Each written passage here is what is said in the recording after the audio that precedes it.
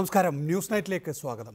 സംസ്ഥാനത്ത് ബാറുകൾ തുറക്കാൻ അനുമതി നൽകുന്ന മദ്യനയത്തിന് മന്ത്രിസഭായോഗം അംഗീകാരം നൽകി.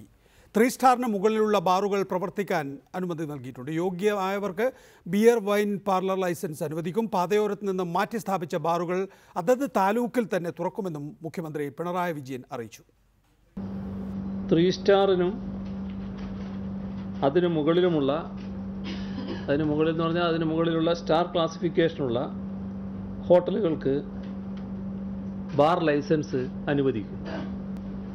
വിദേശ മദ്യ ചട്ടമനുസരിച്ച് നൽകുന്ന ബിയർ വൈൻ പാർലർ ഉൾപ്പെടെയുള്ള മറ്റ് ലൈസൻസുകൾ നിയമമനുസരിച്ച് യോഗ്യതയുള്ളവർക്ക് തുടർന്നും നൽകും.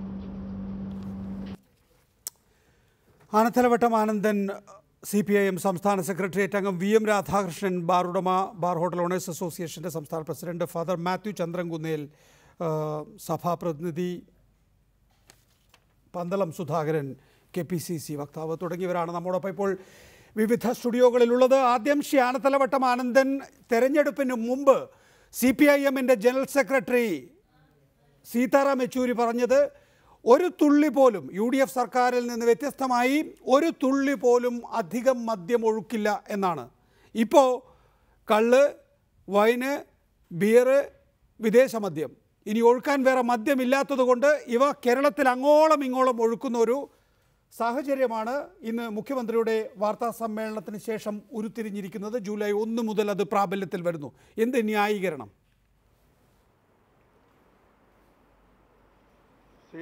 സീതാറാം യെച്ചൂരി തെരഞ്ഞെടുപ്പിന് മുമ്പ് കേരളത്തിൽ സമ്പൂർണ്ണ മദ്യനിരോധനം ഏർപ്പെടുത്തുമെന്ന് പറഞ്ഞിട്ടില്ല. ഇതിൻ്റെ ഉപഭോഗം കുറയ്ക്കുമെന്നേ പറഞ്ഞിട്ടുള്ളൂ. ഒരു തുള്ളി പോലും അധികം ഒഴുക്കുമെന്നേ പറഞ്ഞിട്ടുള്ളൂ. ഇവിടെ കണക്കുകൾ കാണുന്നത് ഇടതുപക്ഷ മുന്നണിയുടെ ഗവൺമെൻറ് കാലത്തുള്ളതിനേക്കാൾ UDFൻ്റെ കാലത്ത് മദ്യം വൻതോതിൽ പെരുകിയിട്ടുണ്ട്. ഇപ്പോൾ ഞങ്ങൾ എടുക്കുന്ന പുതിയ നയമനുസരിച്ച് ആ മദ്യത്തിൻ്റെ ഉപഭോഗം കൂടുതലായിരിക്കില്ല, കുറയുകയായിരിക്കും ഫലമെന്ന് നിങ്ങൾ കാത്തിരുന്ന് കാണാം. അതുകൊണ്ട് ജനങ്ങളോട് പറഞ്ഞ വാഗ്ദാനങ്ങളുടെ ലംഘനമല്ല, ആ വാഗ്ദാനം പാലിക്കാനാണ് പോകുന്നത്. ആ വാഗ്ദാന ലംഘനമല്ല എന്ന് ശ്രീ ആനത്തലവട്ടം ആനന്ദൻ താങ്കൾക്ക് പറയാനാവുക. സീതാറാം യെച്ചൂരി എന്താണ് പറഞ്ഞതിന് ശേഷം ഞാൻ താങ്കളിലേക്ക് മടങ്ങിയെത്താം. There is no reversal of the decisions already taken by the Kerala government, UDF or LDF. It's a government decision already taken. Those decisions will not be reversed. That the Kerala party secretary has already made it very clear. Government ഒരു തുടർച്ചയാണ്. ആ UDF ഏത് നിലയിലാണോ മദ്യത്തിന് ഒരു നിയന്ത്രണം കൊണ്ടുവന്നത്, ആ നിയന്ത്രണം LDF അധികാരത്തിൽ വരികയാണെങ്കിലും ഉണ്ടാകുമെന്നാണ് സീതാറാം യെച്ചൂരി വ്യക്തമാക്കിയിട്ടുള്ളത്. അത് CPI ഇക്കാര്യത്തിലൊരു വ്യക്തമായ നിലപാടെടുത്തിരുന്നു. കേരളത്തിലെ ബാറുകൾ തിരിച്ചു കൊണ്ടുവരണമെന്ന്. അപ്പോൾ CPMൻ്റെ ഭാഗത്ത് നിന്ന്, LDFിലെ മുഖ്യ കക്ഷി എന്നുള്ള നിലയിൽ CPMൻ്റെ ഭാഗത്ത് നിന്നാണ് ഈ തരത്തിലുള്ള വ്യക്തത വന്നിട്ടുള്ളത്. അതിവിടെ പറഞ്ഞാൽ പോരാ, CPMൻ്റെ തലതൊട്ടൊപ്പം തന്നെ പറയണമെന്നുള്ളത് കൊണ്ടാണ് സീതാറാം യെച്ചൂരി അങ്ങനെ പറഞ്ഞത്. അല്ല, സീതാറാം യെച്ചൂരി പറഞ്ഞത് മദ്യത്തിൻ്റെ ഉപഭോഗം കുറയ്ക്കുമെന്നല്ല, മദ്യ നിരോധനമെന്ന് പറഞ്ഞില്ലല്ലോ. ആ നയം തുടരുക എന്ന് പറഞ്ഞാൽ നിലപാടല്ല. നേരത്തെ UDF എടുത്ത ഘട്ടം ഘട്ടമായി മദ്യനിരോധനം കേരളത്തിൽ നടപ്പിലാക്കുക എന്ന നയം തന്നെയാണ് ഒരു ഗവൺമെന്റിന്റെ തുടർച്ച എന്നുള്ള നിലയിൽ വരാനിരിക്കുന്ന സർക്കാരും കൈക്കൊള്ളുക. ആ നയം അനുഭവത്തിൽ, ഒരു വർഷക്കാലമായി നമ്മുടെ അനുഭവത്തിൽ ആ നയം പെശകാണെന്ന് കണ്ടു. അതുകൊണ്ട് തിരുത്തുന്നു. ഒരു തെറ്റ് പറ്റിയാൽ അത് തിരുത്താതിരിക്കുക എന്നുള്ളതല്ലോ. തെറ്റ് പറ്റിയാൽ തിരുത്തുക കമ്മ്യൂണിസ്റ്റുകാരുടെ തുടരാമെന്നായിരുന്നു നിങ്ങൾ വിചാരിച്ചിരുന്നത്. പക്ഷേ ഇക്കഴിഞ്ഞ ഒരു വർഷം അനുഭവം വ്യത്യസ്തമായതുകൊണ്ട് മാറ്റിയെന്നാണോ? അല്ല, UDFൻ്റെ മദ്യനയം പെശകാണെന്ന് സീതാറാം യെച്ചൂരിയേക്കാൾ ഈ കേരളത്തിൽ ജീവിക്കുന്ന കമ്മ്യൂണിസ്റ്റുകാർക്കും പാർട്ടിക്കാർക്കും ജനങ്ങൾക്കും അറിയാം. UDFൻ്റെ നയം സീതാറാം യെച്ചൂരിയേക്കാൾ എന്ന് പറയുമ്പോൾ കേരളത്തിലെ കമ്മ്യൂണിസ്റ്റുകാർക്ക് അറിയാമെന്ന് പറയുമ്പോൾ സീതാറാം യെച്ചൂരിക്ക് കേരളത്തിലെ സ്ഥിതി മനസ്സിലാകാതെ പറഞ്ഞതാണ്. അതെ, ഇവിടെ അതിൻ്റെ ആഫ്റ്റർ എഫക്ട് എന്തെന്ന് അദ്ദേഹത്തിന് ഇവിടെ ഉള്ളവരെക്കാൾ കൂടുതൽ അദ്ദേഹത്തിന് മനസ്സിലാക്കാൻ സാധിക്കില്ല. അത് അങ്ങനെയായിരിക്കും അദ്ദേഹം പറഞ്ഞത്. UDFൻ്റെ നയം തുടരുമെന്ന് സീതാറാം യെച്ചൂരി ഇവിടെ അതിന്റെ പ്രത്യാഘാതം എന്താണ് എന്ന് മനസ്സിലാക്കാതെ തെരഞ്ഞെടുപ്പ് ഘട്ടത്തിൽ പറഞ്ഞു പോയതാണ്. അതൊരു പിശകാണ്. അത് ഞങ്ങൾക്ക് ഈ കഴിഞ്ഞ ഒരു വർഷം കൊണ്ട് മനസ്സിലായി. അതുകൊണ്ടാണ് ഞങ്ങൾ ഇത് തിരുത്തുന്നത്. ഇത് താങ്കളുടെ വാചകങ്ങളിൽ വരട്ടെ. അതല്ല ഞാൻ പറഞ്ഞത്. ഞാനെന്ന് പറഞ്ഞത് അതിന് നിങ്ങൾ നികേഷ് ഇങ്ങനെ വ്യാഖ്യാനിച്ചോ? ഞാൻ പറഞ്ഞത് ഈ കേരളത്തിലെ സമൂഹത്തിൽ അത് എങ്ങനെയൊക്കെ എഫക്റ്റ് ചെയ്യുമെന്നുള്ള വിവരം സീതാറാം യെച്ചൂരി മനസ്സിലാക്കുന്നതിനേക്കാൾ കൂടുതൽ മനസ്സിലാക്കാൻ കഴിയുന്ന ഇവിടുത്തെ പാർട്ടിക്കാണ്. ആ പാർട്ടി തെരഞ്ഞെടുപ്പിന് മുമ്പും UDF-ന്റെ മദ്യനയത്തിൻ്റെ പ്രത്യേകത മനസ്സിലാക്കി, തെരഞ്ഞെടുപ്പിന് ശേഷം ഒരു വർഷക്കാലം അത് മനസ്സിലാക്കി, അതിന്റെ ഫലമായി തിരുത്തൽ വരുത്തും. എങ്ങനെയാണ് CPM-ന് രണ്ട് നയം ഉണ്ടാകുന്നത്? ആനത്തലവട്ടം ആനന്ദൻ, സീതാറാം യെച്ചൂരിയെ സംബന്ധിച്ചിടത്തോളം കേരളത്തിൽ UDF-ന്റെ തന്നെ മദ്യനയം തുടരും എന്നാണ് അദ്ദേഹം മനസ്സിലാക്കിയത്. അദ്ദേഹം അത് പറയുകയും ചെയ്തു AKG ഭവന് മുന്നിൽ വെച്ച് തന്നെ. കേരളത്തിൽ പക്ഷേ നിങ്ങൾക്കറിയാമായിരുന്നു UDF-ന്റെ മദ്യനയമല്ല LDF-ൻ്റേത് എന്ന്. അതുകൊണ്ട് തിരുത്താൻ തന്നെയായിരുന്നു തെരഞ്ഞെടുപ്പിന് മുമ്പ് വരുന്നത്. ഇക്കാര്യത്തിൽ കേന്ദ്ര സംസ്ഥാന നിലപാടുകൾ വ്യത്യസ്തമായിരുന്നു. ഇല്ല, സീതാറാം യെച്ചൂരി പറഞ്ഞതിന് ശേഷം ഇടതുപക്ഷ മുന്നണി അംഗീകരിച്ച തെരഞ്ഞെടുപ്പ് മാനിഫെസ്റ്റോയിൽ UDF-ന്റെ നയം അതുപോലെ തുടരും എന്ന് പറഞ്ഞിട്ടില്ല. ആ മാനിഫെസ്റ്റോ സീതാറാം യെച്ചൂരിക്കും അറിയാം. ഈ തെരഞ്ഞെടുപ്പിന് ശേഷമല്ല സീതാറാം യെച്ചൂരി അഭിപ്രായം പറഞ്ഞത്, തെരഞ്ഞെടുപ്പിന് മുമ്പാണ്. തെരഞ്ഞെടുപ്പിന് മുമ്പ് ആ സഖാവ് അഭിപ്രായം പറയുമ്പോൾ തന്നെ ഇവിടെ ഒരു മാനിഫെസ്റ്റോ എല്ലാ പാർട്ടികളും ചേർന്ന് അംഗീകരിച്ചു. അത് സീതാറാം യെച്ചൂരിക്കും അറിയാം മാനിഫെസ്റ്റോ ഇന്നതാണെന്ന്. അതുകൊണ്ട് തന്നെ തെരഞ്ഞെടുപ്പിന് ശേഷം അദ്ദേഹം ഒരു അഭിപ്രായം മാറ്റി പറഞ്ഞിട്ടില്ല. പന്തളം സുധാകരൻ, പന്തളം സുധാകരൻ, ഒരു വർഷത്തെ അനുഭവം ഇവിടെ മദ്യത്തിന് പുറമേയുള്ള മറ്റ് ലഹരികൾ കൂടുന്നു. അത് സമൂഹത്തിന് അപകടകരമാണ്, അത് ഒഴിവാക്കണം. അതുകൊണ്ടാണ് ഇപ്പോൾ മദ്യലഭ്യത വർദ്ധിപ്പിച്ചിരിക്കുന്നത്.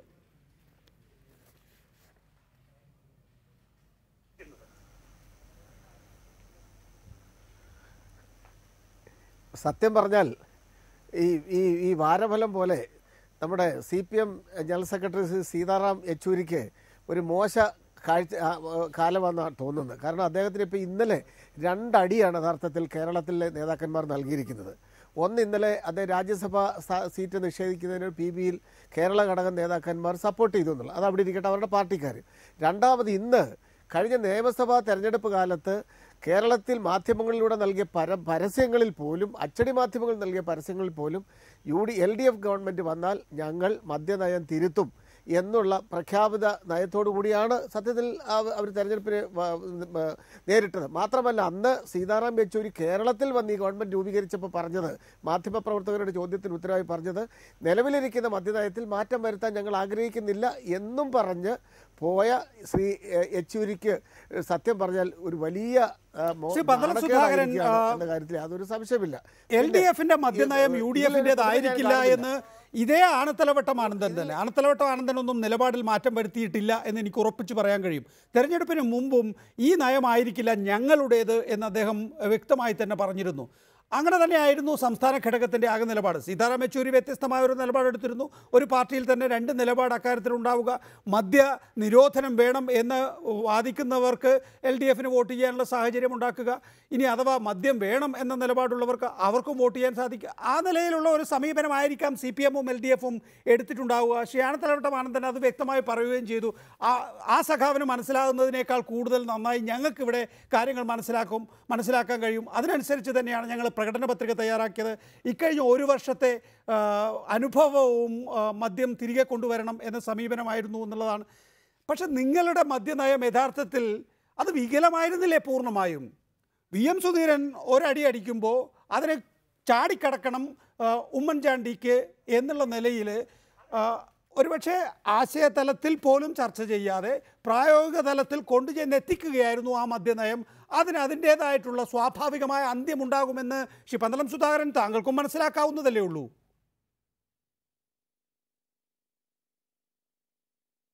അല്ല, ശ്രീ നികേഷ്, നേരത്തെ ചോദിച്ച ഒരു ചോദ്യത്തിൻ്റെ മറുപടി കൂടി പറഞ്ഞുകൊണ്ട് ഞാൻ ഇതിലേക്ക് വരാം. അതായത് ഈ കേരളത്തിൽ മദ്യത്തിൻ്റെ ഈ ബാറുകൾ നിരോധിച്ചപ്പോൾ മറ്റ് ലഹരി പദാർത്ഥങ്ങളുടെ, ലഹരി മരുന്നുകളുടെ, കഞ്ചാവിൻ്റെയും ഒക്കെ വ്യാപനം മാരകമായി പ്രചരിക്കുന്നു എന്നുള്ള ഒരു സത്യമുണ്ട്.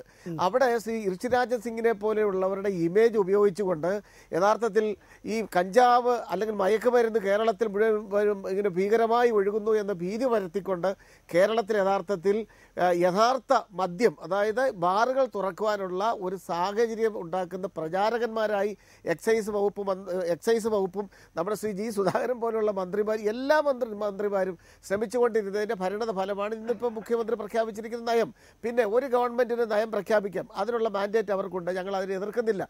UDFിൻ്റെ മദ്യനയം പിന്തുടരണമെന്ന് ഞങ്ങൾക്ക് പറയാൻ അവകാശമില്ല. നിങ്ങൾക്ക് മാറ്റം വരുത്തും എന്നവർ പറഞ്ഞ് മാറ്റം വരുത്തി. പക്ഷേ UDF തീരുമാനിച്ചത്, UDF ജനങ്ങളെ രക്ഷിക്കുന്നതിന് വേണ്ടി എടുത്ത മദ്യനയം ബഹുമാനപ്പെട്ട സുപ്രീം കോടതി പോലും അംഗീകരിച്ചു. LDF ഇപ്പോൾ തീരുമാനിച്ചിരിക്കുന്നത് അന്ന് മദ്യ വ്യവസായികൾക്ക് നൽകിയ വാഗ്ദാനം പാലിച്ചുകൊണ്ട് ഈ 1ാം വാർഷികം പൂർത്തിയാക്കിയ സന്ദർഭത്തിൽ അവർക്ക് മുഴുവൻ ബാറുകൾ തുറന്നു കൊടുത്തിരിക്കുന്നു. ബിയർ ആൻഡ് വൈൻ ബാറുകൾ പാർലറുകൾ തുറന്നു കൊടുത്തിരിക്കുന്നു. മാത്രമല്ല ഇന്ന് ബഹുമാനപ്പെട്ട മുഖ്യമന്ത്രി പറഞ്ഞതിൽ നിന്നും വരികൾക്കിടയിൽ കൂടി വായിക്കുമ്പോൾ ഭാവിയിൽ വരും ദിവസങ്ങളിൽ ഈ അതായത് ബിയർ വൈൻ പാർലറുകൾ കൂടി ബാർ ലൈസൻസ് കിട്ടുന്ന തരത്തിലേക്ക് ആവശ്യമായ ഭേദഗതി വരും എന്നുള്ള ഒരു പ്രതീക്ഷ കൂടി ഈ ബിയർ വൈൻ പാർലറുകൾക്ക് നൽകുന്ന ഒരു മദ്യനയമാണ് പ്രഖ്യാപിച്ചിരിക്കുന്നത്. ഇത് സർവ്വശക്തി ഉപയോഗിച്ച് UDF എതിർക്കും, ജനങ്ങൾ എതിർക്കും എന്ന കാര്യത്തിൽ യാതൊരു സംശയമില്ല. നാളെ നിങ്ങൾ മദ്യവ്യാപാരികൾക്ക് ഇത് വലിയ സ്വാഗതം ചെയ്യാൻ തോന്നുന്ന ഒരു തീരുമാനം തന്നെയാണ്. അതിനു മുൻപായിട്ട് ഞാൻ ശ്രീ പന്തളം മുൻ എക്സൈസ് വകുപ്പ് മന്ത്രി പറഞ്ഞൊരു കാര്യത്തെക്കുറിച്ചൊന്ന് പറഞ്ഞോട്ടെ. അദ്ദേഹം പറഞ്ഞു സുപ്രീം കോടതി UDFിൻ്റെ മദ്യനയം അംഗീകരിച്ചു എന്ന് പറഞ്ഞു. എല്ലാ ബഹുമാനത്തോടു കൂടി പറയട്ടെ, അങ്ങനെ ഒരു സംഭവം ഉണ്ടായിട്ടില്ല. സുപ്രീം കോടതി അംഗീകരിച്ചത് സംസ്ഥാന സർക്കാരുകൾക്ക് മദ്യനയം രൂപീകരിക്കാനുള്ള അവകാശമാണ് അംഗീകരിച്ചത്. അപ്പോൾ UDF ഒരു മദ്യനയം രൂപീകരിച്ചു, അത് അവരുടെ അവകാശമാണ്, അത് സുപ്രീം കോടതി അംഗീകരിച്ചു, അതിൽ ഇടപെടാൻ തയ്യാറായില്ല. അതേപോലെ LDF ഒരു മദ്യനയം ഇപ്പോൾ രൂപീകരിച്ചിരിക്കുന്നു, അതും സുപ്രീം കോടതി അംഗീകരിക്കുന്നത് അല്ലെങ്കിൽ ഏത് ജുഡീഷ്യറി അംഗീകരിക്കുക അവർക്ക് അവകാശം.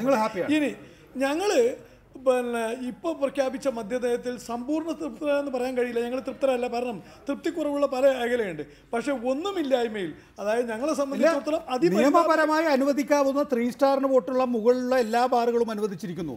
ഇനി ആർക്കെങ്കിലും ഹോട്ടൽ ഉണ്ടെങ്കിൽ ഒരു ദിവസം വാടക കൊടുത്തു കഴിഞ്ഞു കഴിഞ്ഞാൽ ബാങ്കറ്റ് ഹാളിൽ മദ്യം വിളമ്പാൻ കഴിയുന്ന തരത്തിൽ ഒരു ദിവസത്തെ ലൈസൻസ് ആർക്കെങ്കിലും ഹോട്ടലിൽ ഉണ്ടെങ്കിൽ ഇല്ല, ഈ ലൈസൻസ് ഉള്ളവരുടെ പ്രിമൈസസിൽ മാത്രമാണ്. ആയിക്കോട്ടെ, എന്നാൽ തന്നെ ഏതാണ്ട് സർവ്വ ഹോട്ടലുകളിലും ആ സാധ്യത സാധിക്കില്ല. ഈ ലൈസൻസ് ഉള്ളവർക്ക് മാത്രം 3 സ്റ്റാർ ഹോട്ടലുകളിൽ പിന്നെ വിദേശ മദ്യം വിളമ്പാം.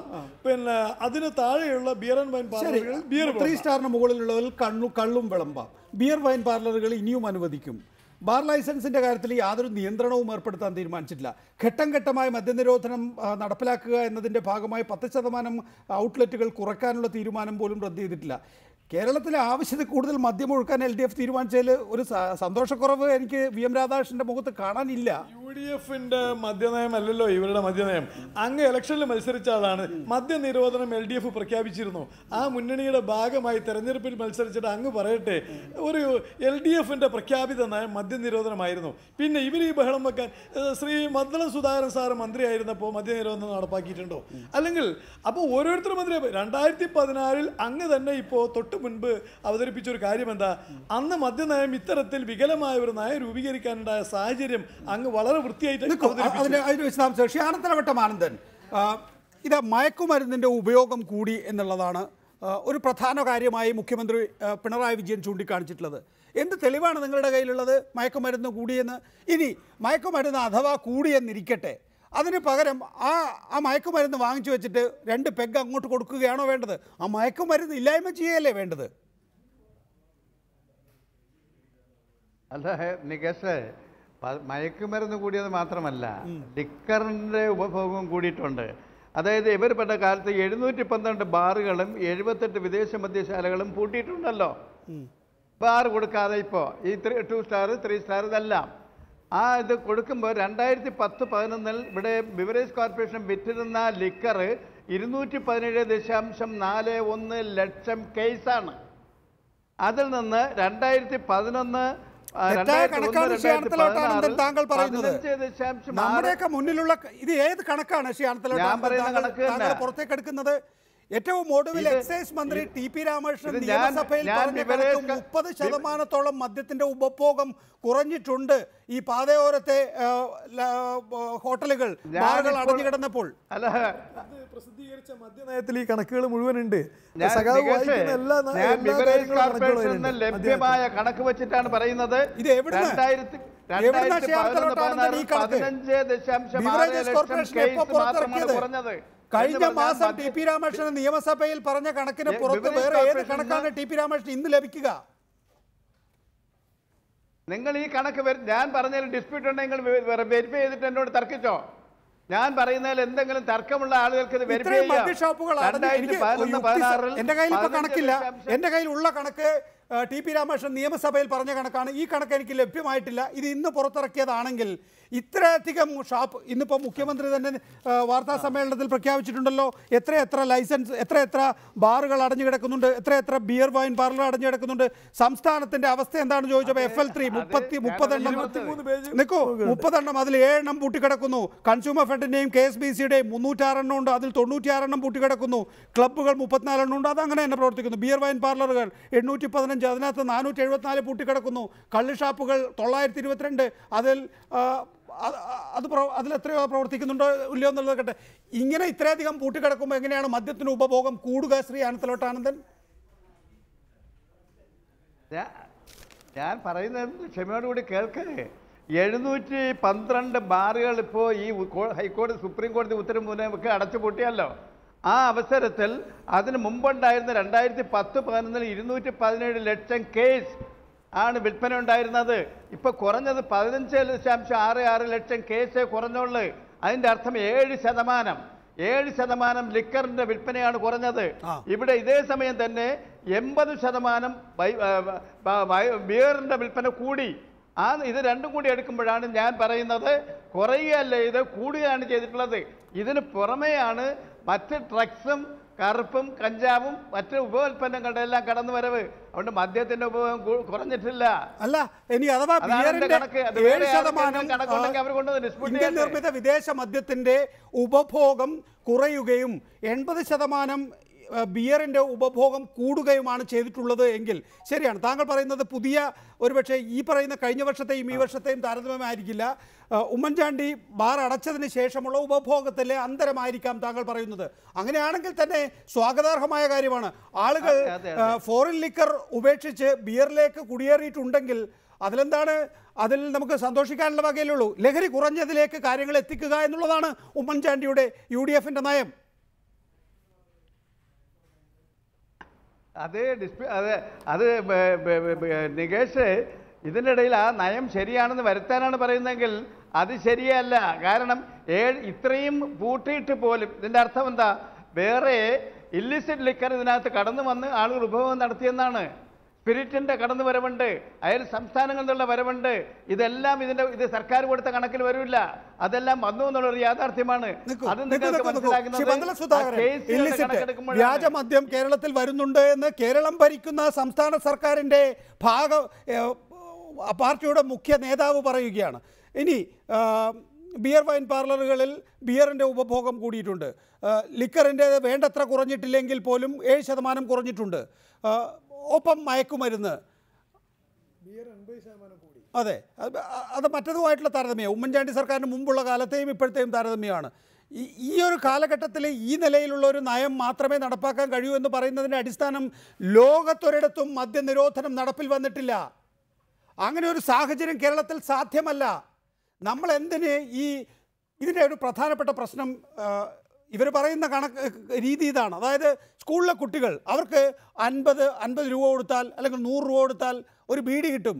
ആ ബീഡി വലിക്കുമ്പോൾ സാധാരണഗതിയിൽ മദ്യപിച്ച് വീട്ടിലേക്ക് പോകാൻ കഴിയില്ല. ഈ ബീഡി വലിച്ചാൽ ആ കുഴപ്പമില്ല.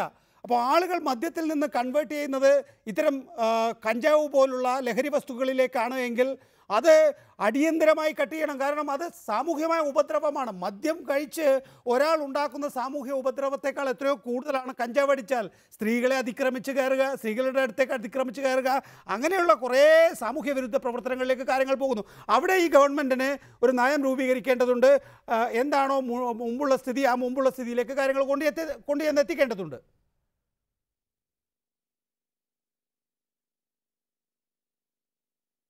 അല്ല പ്രിയപ്പെട്ട ശ്രീ നികേഷ്, അതായത് യഥാർത്ഥത്തിൽ എക്സൈസ് വകുപ്പിൻ്റെ അല്ലെങ്കിൽ ഗവൺമെൻറ്റിൻ്റെ ഒരു സമ്പൂർണ്ണ പരാജയമാണ്. എല്ലാ ബഹുമാനത്തോടു കൂടി പറയട്ടെ, CPM-ൻ്റെ ഏറ്റവും പ്രമുഖനായ നേതാവ് ശ്രീ ആനത്തലവട്ടം ആനന്ദ് ഇവിടെ പരസ്യമായി മാധ്യമങ്ങളിലൂടെ ജനങ്ങളോട് പറഞ്ഞിരിക്കുന്നത്. അദ്ദേഹം സമ്മതിച്ചിരിക്കുകയാണ്. യഥാർത്ഥത്തിൽ ഡിപ്പാർട്ട്മെൻറ്റ് ചെയ്യേണ്ടത് എന്താണ്? മുൻകാലങ്ങളിൽ പോലീസും റവന്യൂ വകുപ്പും എക്സൈസ് വകുപ്പും മാധ്യമങ്ങളുടെയും ഒക്കെ സഹായത്തോടുകൂടി NGOസിൻ്റെ സഹായത്തോടുകൂടി ശക്തമായ അവബോധം നടത്തി ഇതിനെതിരെ നിയമ നടപടികൾ നടത്തി ഈ കഞ്ചാവിൻ്റെയും ഇല്ലിസിറ്റ് ലിക്വറിൻ്റെ വ്യാപനത്തെ തടയുന്ന സമീപനമാണ് ഗവൺമെന്റ് സ്വീകരിച്ചിരിക്കുന്നത്. ഇതിപ്പോൾ സംഭവിച്ചിരിക്കുന്ന ഒരു ഗൂഢാലോചന ഉള്ളോ എന്ന് ഞാൻ സംശയിക്കുകയാണ്.